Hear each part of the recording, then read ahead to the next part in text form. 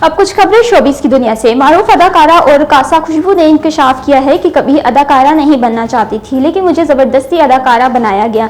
अदाकारा खुशबू खान ने हाल ही में एक इंटरव्यू में कहा कि उन्होंने अपनी ज़िंदगी की कई पनाह गोशियों को बयान किया। दौरान प्रोग्राम खुशबू ने इंकशाफ किया कि मुझ पर काफ़ी जिम्मेदारियाँ थीं। मैं पढ़ लिख कर टीचर बनना चाहती थी, लेकिन मेरा बचपन एक जिम्मेदार जवान शख्स की तरह गुजरा है। हॉलीवुड की 62 साला अदाकारा डेमी मूर को 2025 की दुनिया की खूबसूरत तरीन शख्सियत करार दे दिया गया। गैर मुल्की मीडिया रिपोर्ट्स के मुताबिक हॉलीवुड की मशहूर अदाकारा डेमी मूर को पीपल मैगजीन की जानिब से 2025 की दुनिया की खूबसूरत तरीन शख्सियत का एजाज़ दिया गया। 62 साला अदाकारा ने इस एजाज़ को हासिल करके उम्र से मुताल्लिक खूबसूरती के रवायती म्यार को चैलेंज किया। डेमी मूर ने खूबसूरती और खुद को कबूल करने के बारे में खुलकर बात की।